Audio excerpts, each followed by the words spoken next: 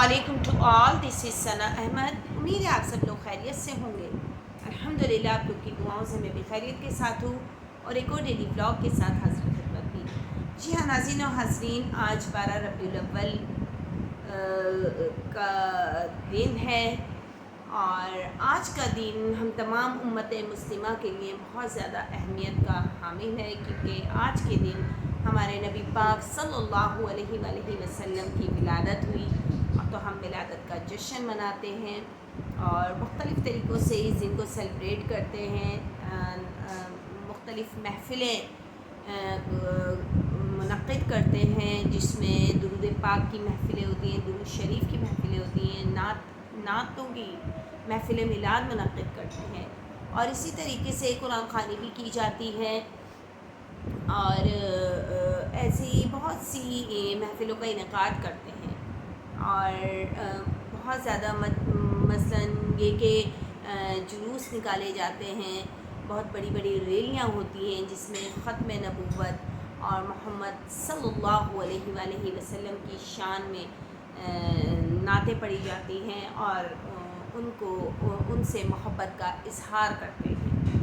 تو ہمیں امت محمدی ہونے پر فخر ہے، ہم امت محمدی ہونے پر فخر کرتے ہیں اور الحمدللہ ہم میلاد مناتے رہیں گے، میلاد مناتے رہتے ہیں۔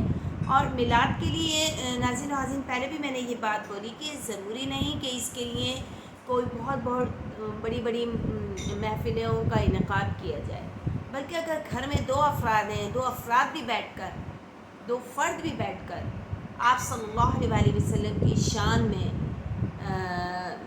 نعتیہ اشعار پڑھیں اور آپ صلی اللہ علیہ وآلہ وسلم کے لیے درود السلام پڑھیں، ان کو درود السلام کے تحفے بھیجیں، تو یہ بھی ایک محفل کاؤنٹ ہوتی ہے۔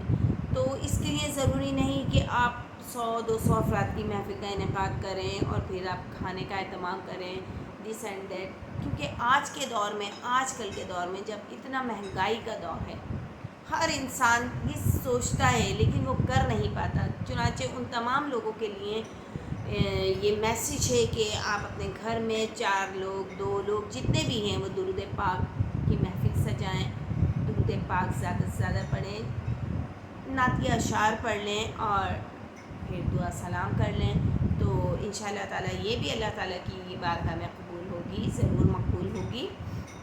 تو ناظرین و حاضرین، بلاگ کے آغاز سے پہلے میں اللہ تعالیٰ کی حمد و ثنا ضرور کرتی ہوں کہ بے شک تمام تعریف اللہ تعالیٰ کے لیے ہے، جو مالک سارے جہاں والوں کا، روزی جزا کا مالک۔ ہم تیری ہی عبادت کرتے ہیں اور تجھ سے ہی مدد چاہتے ہیں۔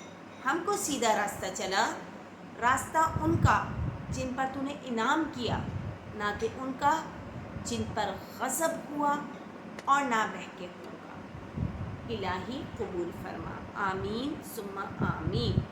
تو آئیے ناظرین و حاضرین، اپنے بلاگ کا آغاز ہم کرتے ہیں۔ میں نے اپنا جو لاسٹ بلاگ بنایا تھا وہ حضور پاک صلی اللہ علیہ وآلہ وسلم کی ولادت بسعادت پر بنایا تھا، اور کس طریقے سے آپ صلی اللہ علیہ وآلہ وسلم کو اللہ تعالیٰ نے تمام جہانوں کے لیے رحمت للعالمین بنا کر بھیجا۔ تو آئیے تھوڑی اور میں آپ کی بھی معلومات میں اور اپنی بھی معلومات میں اضافہ کروں گی، اور حضور پاک صلی اللہ علیہ وآلہ وسلم کے مناسبت سے، موقع کی مناسبت سے کہ 12 ربیع الاول کا دن ہے، تو ہم خوشیاں مناتے ہیں، آپ صلی اللہ علیہ وآلہ وسلم کی ولادت بسعادت ہے، تو ہم ٹنکے کی چوٹ پہ خوشیاں مناتے ہیں، اپنے گھروں کو سجاتے ہیں اور فاتحہ درود کا اہتمام کرتے ہیں، محفل میلاد منعقد کرتے ہیں۔ ابھی بھی میں محفل میلاد سے ہی آ رہی ہوں الحمدللہ۔ دیکھیے کہ آتے ہیں وہی جن کو سرکار بلاتے ہیں، محبوب کی محفل کو محبوب سجاتے ہیں، آتے ہیں وہی جن کو سرکار بلاتے ہیں۔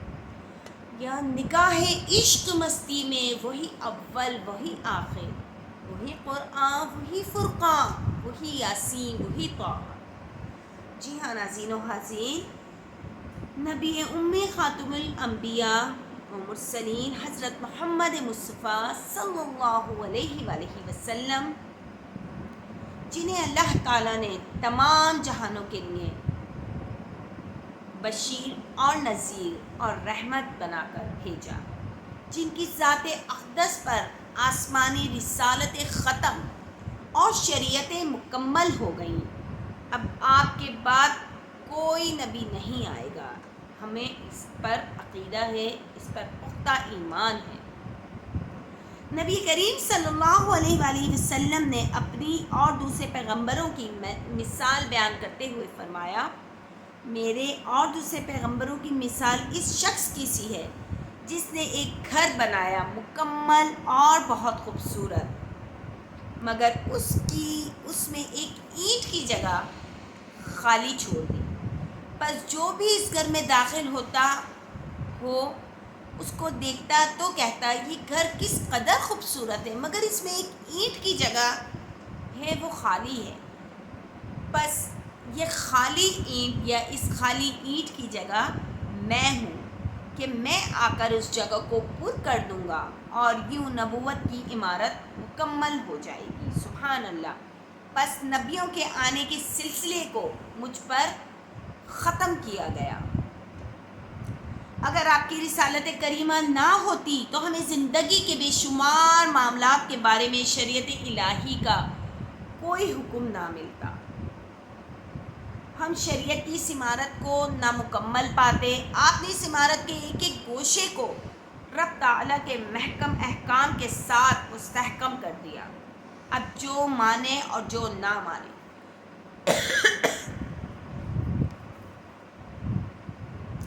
نبی کریم صلی اللہ علیہ وآلہ وسلم کے بارے میں اس قدر لکھا گیا ہے کہ گمان سے باہر ہے، اور نہ جانے قیامت تک اور کتنا لکھا جائے گا۔ پہلے دل میں یہ آیا کہ سیرت پر اس قدر مواد ہے کہ بیان کرتی جاؤں گی اور میرے الفاظ ختم ہی نہیں ہوں گے۔ لیکن پھر میں نے سوچا کہ میں اپنی آپ صلی اللہ علیہ وآلہ وسلم کی سیرت مبارکہ پر چند الفاظ رقم کروں، آپ تک پہنچاؤں اور آپ تک وہ معلومات فراہم کروں۔ چنانچہ ولادت سے بعثت تک آپ کا نسب مبارک ہے۔ آپ کا نسب مبارک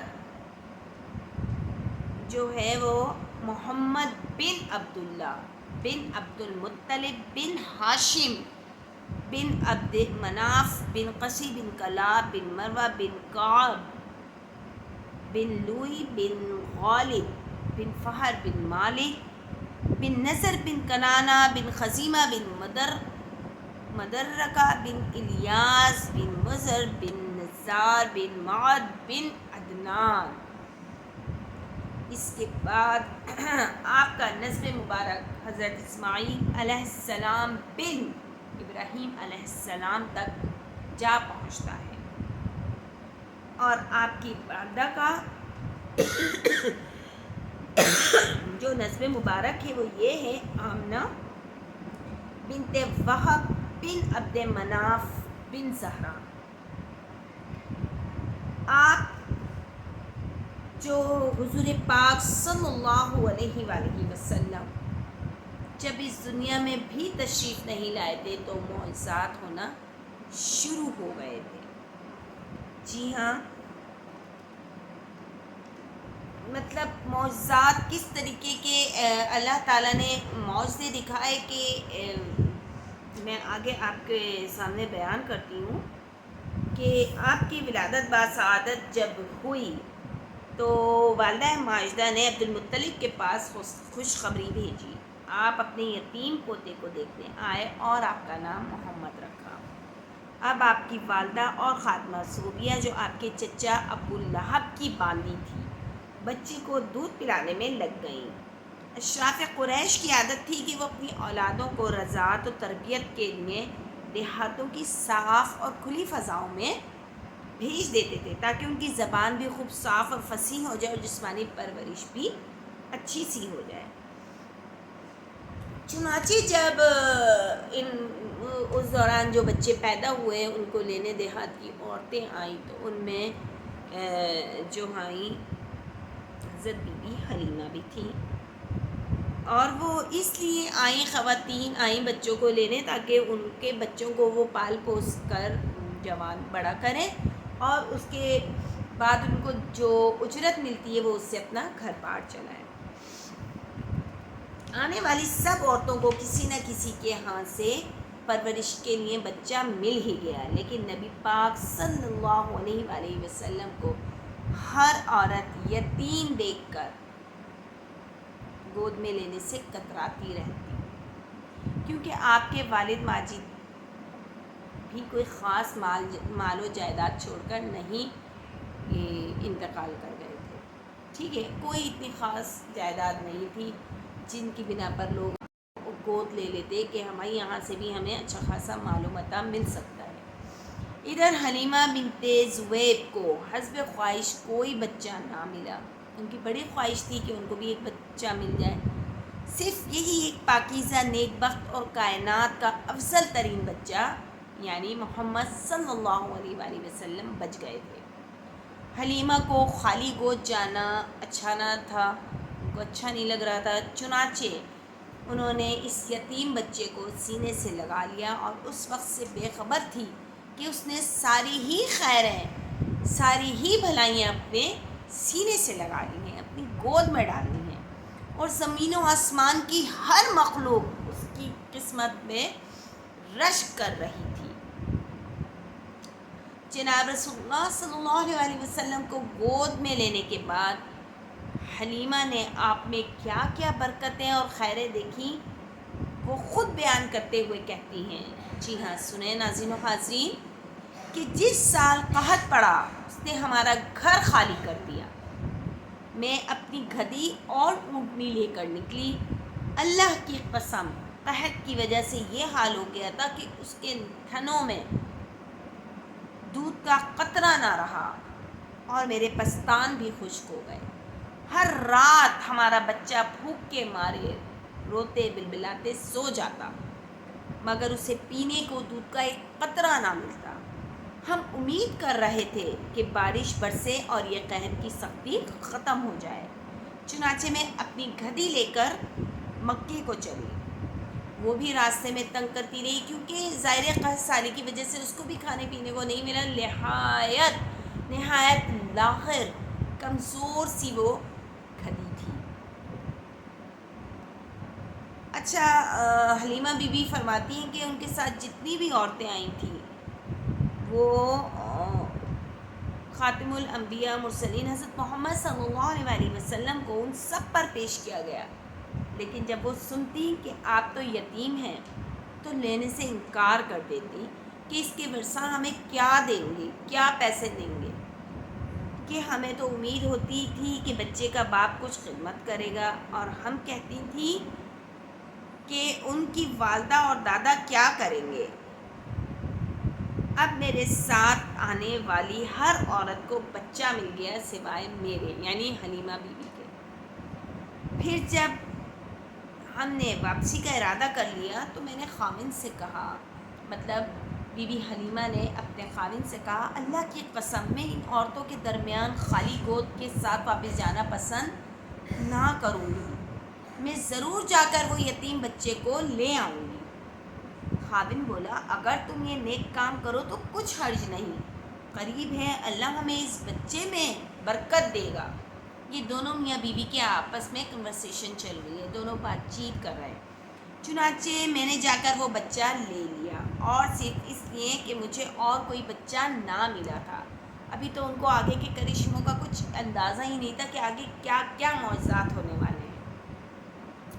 میں لے آئی اور جب انہیں گود میں ڈال کر پستان پیش کیا تو اس بچے نے پیٹ بھر کے دودھ پیا، پھر اس کے بھائی نے بھی خوب پیا اور سو گیا، مطلب بی بی حلیمہ کا جو اپنا بھائی تھا، جو نبی پاک صلی اللہ علیہ وسلم کا رضاعی بھائی، اس سے پہلے ہم کبھی اس کے ساتھ رات کو سوئے نہ تھے۔ اچھا، ان کا نام بھی عبداللہ تھا، اس بچے کا نام بھی۔ ادھر میرا خاوند جب اونٹنی کے پاس گیا تو کیا دیکھتا ہے کہ اس کے تھن تو دودھ سے بھرے ہیں۔ وہ رات ہم نے بہت خوب گزاری، بہت سیر ہو کر انہوں نے دودھ پیا۔ صبح ہوئی تو میرے خاوند نے کہا، اے حلیمہ کیا تم جانتی ہو اللہ کی قسم تم نے بڑا مبارک حصہ پایا ہے، یعنی بڑی برکتوں والا بچہ گود میں لے لیا ہے، اللہ کی قسم مجھے اس کی امید تھی۔ پھر میں آپ کو لے کر گدھی پر سوار ہوئی تو وہ بڑی تیزی کے ساتھ چلنے لگی، یعنی یہ وہی گدھی تھی جو مکہ آتے وقت نہایت لاغر اور کمزور تھی، اس سے پہلے قحط سالی کی وجہ سے، اور جتنی بھی خواتین جو تھیں جب سب ساتھ آئی تھی ظاہر گروپ کی صورت میں، تو وہ سب مذاق بھی اڑا رہی تھی حلیمہ بی بی حلیمہ کا۔ تو یہاں جب وہ جاتی ہیں بچے کو لے کے، بچے کون ہیں؟ نبی پاک صلی اللہ علیہ وآلہ وسلم۔ جب آپ کو گود میں لے کر اس گدھی پر سوار ہو کر آپ سفر کرتے ہیں تو وہ گدھی جو ہے جو بہت لاغر ہو چکی تھی، باقیوں کے گدھوں کو پیچھے چھوڑنے لگی۔ سبحان اللہ سبحان اللہ، مطلب اس کی سواری پر جو شخصیت بیٹھی ہوئی تھی اس کے کیا کہنے۔ تو پوری امت مسلمین مسلمانوں کی مطلب ایک بہت بہت خوبصورت شخصیت جن کے لیے پوری کائنات اللہ تعالیٰ نے تخلیق کی تھی، جب وہ اس پر بیٹھی ہوگی شخصیت، تو پھر وہ سواری تو کہاں پھر آرام سے چلنے والی، اس کو تو اللہ تعالیٰ چلائے گا۔ تو سبحان اللہ، یہاں دیکھیے وہی ہوا کہ ان کی ساتھیوں نے، بی بی حلیمہ کی جو ساتھی تھیں جو ساتھ آئی تھیں، وہ کہنے لگی ارے بنت ابی ذؤیب ذرا آہستہ چل، کیا یہ وہی گدھی ہے جس پر سوار ہو کر تو نکلی تھی؟ تو بی بی حلیمہ نے کہا کیوں نہیں، اللہ کی قسم یہ وہی ہے۔ پھر میں گھر پہنچی، اللہ کی قسم جتنی ہماری زمین خوش تھی شاید ہی اسی کی ہوتی۔ اللہ کی قسم ہماری بکریاں صبح کو جاتی اور شام کو پیٹ بھر کر لوٹتی، یہاں تک کہ بستی کے دوسرے لوگ اپنے چرواہوں کو ڈانٹ کر کہتے تم بھی وہاں بکریاں چرایا کرو جہاں بنت ابو ذئب کا چرواہا چرایا کرتا ہے، کہ لوگوں کی بکریاں خالی پیٹ واپس آتی اور ان کی بکریوں کے تھنوں میں دودھ بھرا ہوا ہوتا۔ ہمیں تو روز بروز اللہ کی طرف سے برکتیں اور خیریں بڑھتی ہی نظر آ رہی تھی۔ اب کیا ہوتا ہے، اب جب آپ صلی اللہ علیہ وآلہ وسلم کی عمر مبارک 2 سال پر پہنچی تو وہ ابھی بی بی حلیمہ کے پاس ہی تھے۔ اب جب دودھ چھوٹ گیا، ظاہر 2 سال کے ہو گئے، تو والدہ کے پاس لے آئیں۔ اب آپ کی والدہ سے انہوں نے کیا عرض کیا کہ ہمیں اس بچے کی بے حد حاجت ہے، کیونکہ ہم نے ان میں بے حد خیرات و برکات کا مشاہدہ کیا ہے، اجازت دیجیے کہ اس سال بھی یہ بچہ ہمارے ساتھ ہی رہے، ہمیں ان پر مکے کی وبا کا ڈر ہے۔ وہ انہوں نے اس لیے کہا تھا کہ ان کی والدہ بی بی آمنہ جو ہیں وہ حضور پاک صلی اللہ علیہ وسلم کو واپس بی بی حلیمہ کے سپرد کر دیں، کیونکہ بی بی حلیمہ نہیں چاہ رہی تھی کہ وہ اپنے گھر سے خیر و برکت کو رخصت کر دیں، کیونکہ حضور پاک صلی اللہ علیہ وآلہ وسلم تو کل کائنات کے لیے خیر و برکت کا باعث ہیں، تو پھر وہ اپنے دامن میں کیوں نہیں خیر و برکت سمیٹتی؟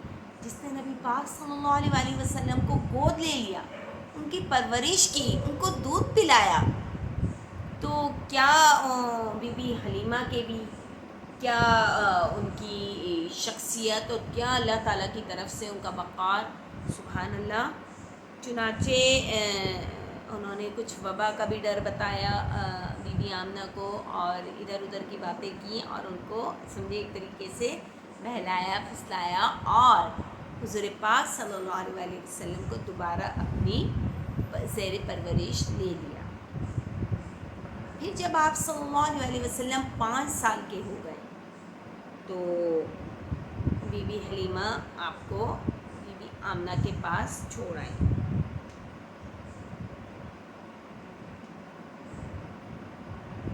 تو یہ تھی حضور پاک صلی اللہ علیہ وآلہ وسلم کی ولادت کے معجزات کہ کس طریقے سے ایک گدھی جو بالکل لاغر، جب آپ صلی اللہ علیہ وسلم اس سواری پر بیٹھے تو وہ سواری بالکل چاق و چوبند. سبحان اللہ. اسی طریقے سے قحط سالی تھی جب آپ وہاں مکے تشریف لے گئے وہاں سے، تو دیہات میں جب وہاں پہنچتے ہیں بی بی حلیمہ کے گاؤں میں، تو دیکھتے ہیں وہاں خوش سالی ختم، ہر طرف ہریالی ہریالی. کیوں؟ کیونکہ نبی پاک صلی اللہ علیہ وآلہ وسلم کی آمد جو ہو چکی تھی. تو یہ دیکھیے ناظرین و حاضرین کی کتنی فضیلت، فضائل، برکات والی باتیں ہیں. تو پھر ہم نبی پاک صلی اللہ علیہ وسلم کی ولادت کا جشن کیوں نہیں منائیں، جن کا جشن آسمانوں پر منایا گیا، جن کا جشن اللہ تعالیٰ نے فرشتوں کے ساتھ بنایا ہے. تو آپ صلی اللہ علیہ وآلہ وسلم کا ہم جشن زمین والے کیوں نہیں بنائیں؟ جب آسمان پر آپ کا ذکر ہو رہا ہے، آسمان پر آپ کا نام لیا جا رہا ہے، آسمان پر آپ پر درود و سلام بھیجا جا رہا ہے. کیوں قرآن میں موجود نہیں ہے کہ ان اللہ و ملائکتہ یصلون علی النبی یا ایھا الذین آمنوا صلوا علیہ وسلموا تسلیما، کہ بے شک اللہ تعالیٰ اور اس کے فرشتے رحمت بھیجتے ہیں اس پیغمبر پر. تو اے ایمان والوں، تم بھی آپ صلی اللہ علیہ وآلہ وسلم پر رحمت درود بھیجا کرو اور کثرت سے سلام بھیجا کرو. تو یہ دیکھیے ناظرین و حاضرین، یہی وہ پوائنٹ مل جاتا ہے جو لوگ بولتے ہیں نا کہاں ہے قرآن میں، کہاں لکھا ہوا ہے. ارے یہ آیت جو میں نے آپ کو پڑھ کر سنائی ہے، ان اللہ و ملائکتہ والی، قرآن کی آیت ہے. یہ کوئی حدیث، کوئی سنت نہیں ہے، یہ تو اللہ تعالیٰ نے قرآن میں فرما دیا ہے. تو پھر ہم مسلمان امت محمدی جو کہلا رہے ہیں، ہمیں بڑا فخر سے بولتے ہیں ہم مسلمان ہیں. کس چیز کے مسلمان ہیں پھر آپ، جب آپ ان چیزوں کو مانتے ہی نہیں ہیں؟ میرا تو سوال دیکھیں، سوال جو کر رہا ہے کہ درود و سلام کیا ہے، نعت کے اشعار ہی ہیں. نعت کے اشعار میں بھی ہم درود و سلام پڑھتے ہیں، یا نبی سلام علیکہ. تو پھر جو لوگ یہ کہتے ہیں کہ کہاں ہے، کہاں لکھا ہوا ہے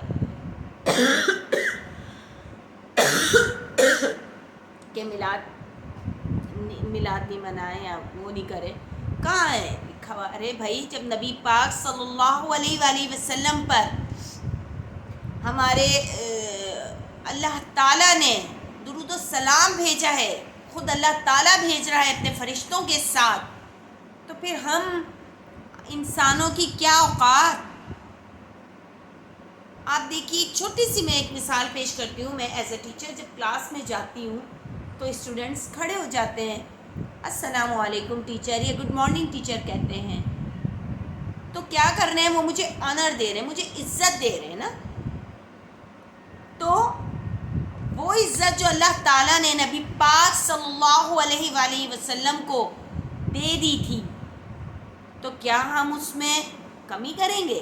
جی نہیں، ہم اس میں زیادہ سے زیادہ اضافہ کریں گے، زیادہ سے زیادہ آپ پر درود و سلام بھیجیں گے.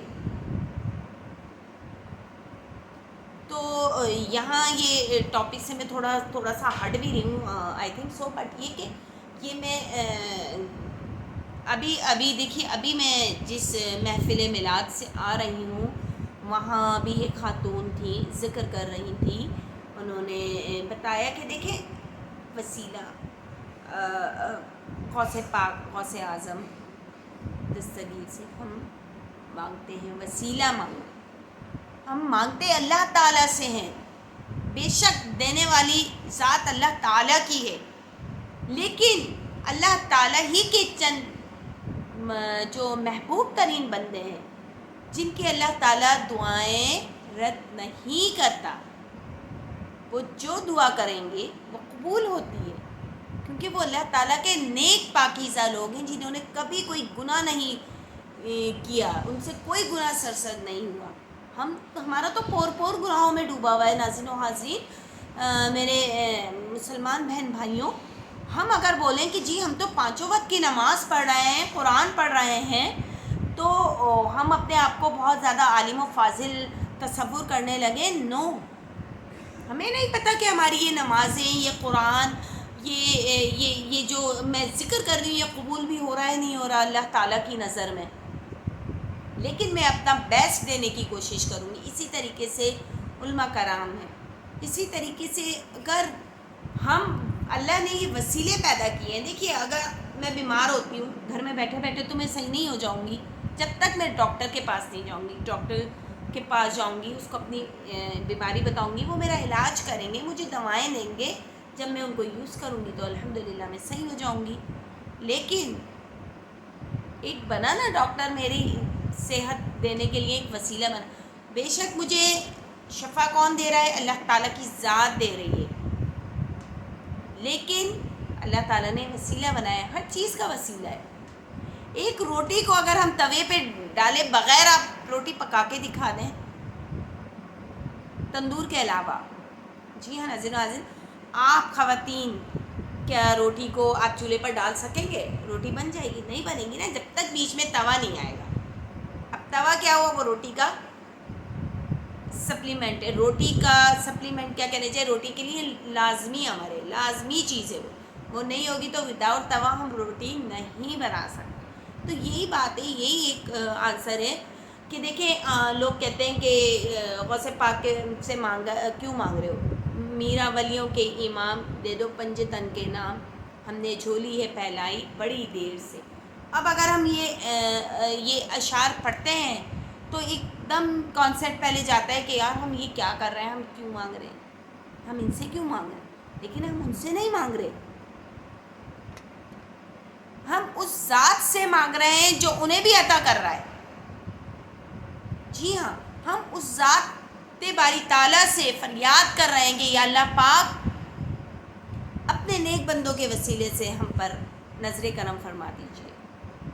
بس اتنی سی بات ہے، یہ اتنا سا پوائنٹ ہے. سمجھ جائیں سمجھنے والے تو بہت اچھا ہے، جو نہیں سمجھتے وہ چھوٹی چھوٹی سی باتوں میں کیڑے نکالتے ہیں اور پھر اس کو بہت بڑا طریقے سے کر کے پیش کرتے ہیں اور اس طریقے سے بہت زیادہ اختلافات پیدا ہو جاتے ہیں. تو میرا یہ یہاں تھوڑا سا پوائنٹ تھا کہ میں تھوڑا سا پوائنٹ جو میں نے سمجھا ہے، جو میرے دل و دماغ میں بات اتری ہے، وہ میں آپ کے سامنے میں نے شیئر کر دی. امید ہے آپ لوگ بھی اس سے ایگری ہوں گے. جی ہاں ناظرین و حاضرین، تو اچھا اب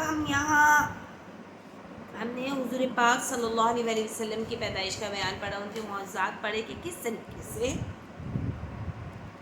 آپ صلی اللہ علیہ وسلم کی دنیا میں آتے ہی کیسی کائنات میں رنگ و روپ آ گیا. وہ جگہ جو قحط سالی کی وجہ سے ویران ہو گئی تھی سب سے شاداب ہو گئی، اور وہی جانور جو لاغر تھے، جو بالکل ادھمے ہوئے تھے، مرے پڑے تھے، وہ بہت منٹوں میں وہ اللہ تعالیٰ نے کیسا نبی پاک صلی اللہ علیہ وسلم کی آمد کے بعد کس طریقے سے ہوا سب کچھ. تو یہاں اب دیکھیے جب حضور پاک صلی اللہ علیہ وآلہ وسلم جیسے جیسے بڑے ہوتے رہے تو اور معجزات اور چیزیں آپ پر اثر انداز ہوتی رہیں.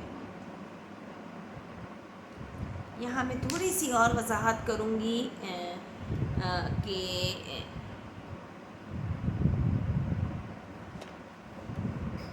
کس طریقے سے حضور پاک صلی اللہ علیہ وآلہ وسلم پر وحی کا آغاز ہوا. یہاں اب میں اس طرف بھی آ جاتی ہوں. یہ تو آپ صلی اللہ علیہ وسلم کی بچپن کی باتیں تھیں. تو جب آپ صلی اللہ علیہ وسلم کی عمر مبارک 25 سال تھی اور حضرت خدیجہ رضی اللہ تعالیٰ عنہ کی عمر مبارک 40 برس تھی، تو آپ کا نکاح حضرت خدیجہ رضی اللہ تعالیٰ عنہ سے ہوا. اور جوں عمر مبارک بڑھتی گئی، نشینی اور عبادت گزاری کا شوق بڑھتا گیا. آپ سال میں ایک بار مہینے بھر کے لیے غار حرا میں جا کر اللہ تعالیٰ کی عبادت کرتے. ایسے ہی ایک رات جب آپ صلی اللہ علیہ وآلہ وسلم عبادت کر رہے تھے کہ وحی کا آغاز ہو گیا. اس سے پہلے تو آپ کو سچے خواب آتے تھے، جو کچھ آپ رات کو دیکھتے وہی دن میں روشن صبح کی طرح نمودار ہو جاتا ہے۔ جی ہاں ناظرین و حاضرین، جب اللہ تعالیٰ کو کوئی چیز دنیا میں لانی ہوتی تھی تو حضور اللہ تعالیٰ اپنے پیارے بندوں کو، پیغمبروں کو، نبیوں کو، اولیاء کو وہ خواب کے ذریعے بشارت مل جاتی تھی، اور پھر وہی کے ذریعے وہ چیز ان پر نمودار ہو جاتی تھی اور پھر وہ چیز نافذ ہو جاتی تھی۔ آپ صلی اللہ علیہ وسلم جس شجر و حجر کے پاس سے بھی گزرتے وہ آپ کو السلام علیکم یا رسول اللہ کہہ کر سلام کہتا۔ سبحان اللہ، یعنی درخت شجر و حجر آپ کو سلام کہتے۔ آپ پیچھے مڑ کر دیکھتے تو کوئی نظر نہ آتا سوائے شجر اور حجر کے۔ جب عمر مبارک 40 برس ہوئی تو جبرائیل غار حرا میں آئے۔ نبی کریم صلی اللہ علیہ وسلم ان کے آنے کا واقعے کو بیان کرتے ہوئے فرماتے ہیں، جبرائیل میرے پاس آئے اور کہا پڑھو۔ میں نے کہا میں پڑھا ہوا نہیں ہوں۔ اس پر انہوں نے مجھے پکڑ کر اس قدر زور سے بھینچا کہ میں تکلیف میں پڑ گیا، پھر مجھے چھوڑا اور دوبارہ کہا پڑھو۔ میں نے کہا میں پڑھا ہوا نہیں ہوں۔ انہوں نے دوبارہ مجھے پکڑ کر اسی طریقے سے کھینچا، میں تکلیف کی انتہا کو پہنچ گیا اور مجھے چھوڑ دیا، پھر کہا پڑھو۔ میں نے کہا میں پڑھا ہوا نہیں ہوں۔ پھر انہوں نے پکڑا، کھینچا اور کہا پڑھو، اے محمد صلی اللہ علیہ وسلم اپنے پروردگار کا نام لے کر پڑھو، جس نے عالم کو پیدا کیا، جس نے انسان کو خون کی پھٹکی سے بنایا۔ پڑھو، اور تمہارا پروردگار بڑا کریم ہے، جس نے قلم کے ذریعے انسان کو لکھنا پڑھنا سکھایا اور انسان کو وہ باتیں سکھائیں جن کا اسے علم نہیں تھا۔ یہ سورۃ العلق ہے۔ اقرأ بسم ربک الذی خلق، خلق الانسان من علق، اقرأ وربک الاکرم الذی علم بالقلم، علم الانسان ما لم یعلم۔ فرمایا میں نے ان آیات کو پڑھا تو جبرائیل واپس پلٹ گئے، گویا کہ میرے دل میں ایک تحریر لکھ دی گئی تھی۔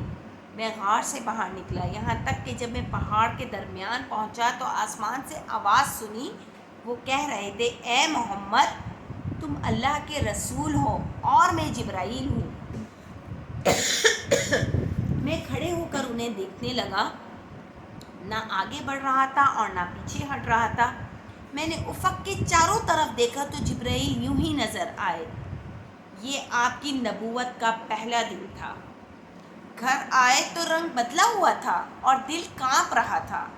خدیجہ رضی اللہ تعالیٰ عنہ نے قصہ پوچھا تو آپ صلی اللہ علیہ وسلم نے سارا ماجرا آپ کے سامنے بیان کر دیا۔ حضرت خدیجہ رضی اللہ تعالیٰ عنہ آپ کے اخلاق و عادات کو جانتی تھی، اس لیے کہنے لگیں اللہ کی قسم اللہ آپ کو کبھی رسوا نہ کرے گا۔ آپ تو صلح رحمی کرتے ہیں، ناداروں کا بوجھ اٹھاتے ہیں، بیواؤں کی خدمت کرتے ہیں، مہمان نوازی کرتے ہیں اور مصیبت زدہ لوگوں کی مدد کیا کرتے ہیں۔ پھر خدیجہ رضی اللہ تعالیٰ عنہ اپنے چچا زاد بھائی ورقہ بن نوفل کے پاس لے گئی، جو توریت اور انجیل کا بہت بڑا عالم تھا۔ ساری بات سن کر ورقہ نے کہا اس ذات کی قسم جس کے قبضے میں میری جان ہے، آپ اس امت کے نبی ہیں اور آپ کے پاس وہی ناموس اکبر آیا ہے جو موسیٰ علیہ السلام کے پاس آیا کرتا تھا، اور ان قریب آپ کی قوم آپ کو جھٹلائے گی، اذیت دے گی اور یہاں سے نکال دے گی۔ نبی کریم صلی اللہ علیہ وسلم نے نہایت تعجب سے ورقہ بن نوفل سے پوچھا کیا وہ مجھے نکالیں گے؟ ورقہ نے کہا ہاں، جو آدمی بھی وہ بات لے کر آیا ہے جو آپ لے کر آئے ہیں، لوگوں نے ان کی عداوت پر کمر باندھی ہے اور جنگ کی، اگر میں نے وہ دن پایا اور میری زندگی نے میرا ساتھ دیا تو میں تمہاری بھرپور مدد کروں گا۔ اس کے بعد کچھ عرصے تک وحی رکی رہی، آپ پر وحی نازل نہیں ہوئی۔ پھر لگاتار نازل ہونا شروع ہو گئی اور قرآن رفتہ رفتہ نازل ہونے لگا۔ جی ہاں ناظرین و عزیز، قرآن پاک جو ہے وہ ایک دم آپ صلی اللہ علیہ وسلم پر نازل نہیں ہوا، تھوڑا تھوڑا، کبھی ایک آیت، کبھی ایک سورت،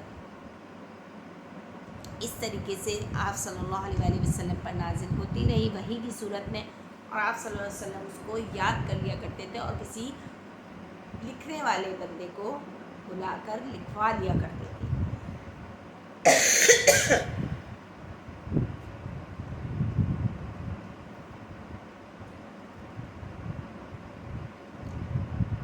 اس طریقے سے آپ صلی اللہ علیہ وسلم کی صداقت، دیانت، امانت سب لوگوں پر آشکار ہوتی رہی اور لوگ آپ کے گرویدہ ہوتے رہے، لیکن جن لوگوں کو آپ سے خار تھی، آپ کو ماننا نہیں تھا، وہ کافر تھے اور کافر رہے۔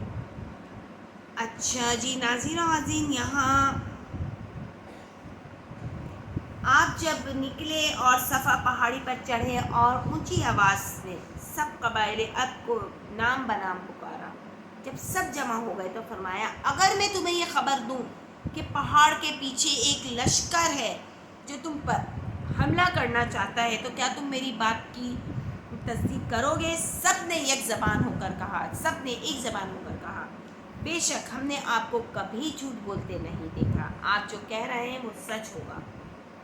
تو پھر آپ صلی اللہ علیہ وسلم نے ان لوگوں کو ڈرایا کہ میں تم کو ایک سخت عذاب سے ڈراتا ہوں۔ اس پر آپ کے چچا ابو لہب نے کہا تف ہے تجھ پر، کیا تم نے ہمیں اس لیے بلایا تھا؟ جی ہاں، یہ وہی ابو لہب جس پر سورت نازل ہوئی ہے اما پارے میں، تبت یدا ابی لہب وتب ما اغنی عنہ مالہ وما کسب سیصلی نارا ذات لہب وامرأته حمالة الحطب فی جیدها حبل من مسد، کہ ابو لہب کے ہاتھ ٹوٹ جائیں اور وہ ہلاک ہو جائے، پھر نہ تو اس کا مال اس کے کام آیا اور نہ اس کی اولاد اس کے کام آئی، اور اس کی بیوی جو سر پر ایندھن اٹھائے پھرتی ہے، ایندھن لکڑیاں، اس کے گلے میں مونچھ کی رسی ہو۔ چنانچہ آپ صلی اللہ علیہ وسلم نے برملا دعوت دینا شروع کی تو قوم کے لوگ آپ کی مخالفت کے لیے اٹھ کھڑے ہوئے۔ آپ انہیں اس بات کی دعوت دیتے کہ اپنے بتوں کو ترک کر دو، اپنی بری رسمیں، اپنی عادات ختم کرو، شراب نوشی، جوا اور یہ تمام بتوں کی پرستش، بتوں کی عبادت کرنا، یہ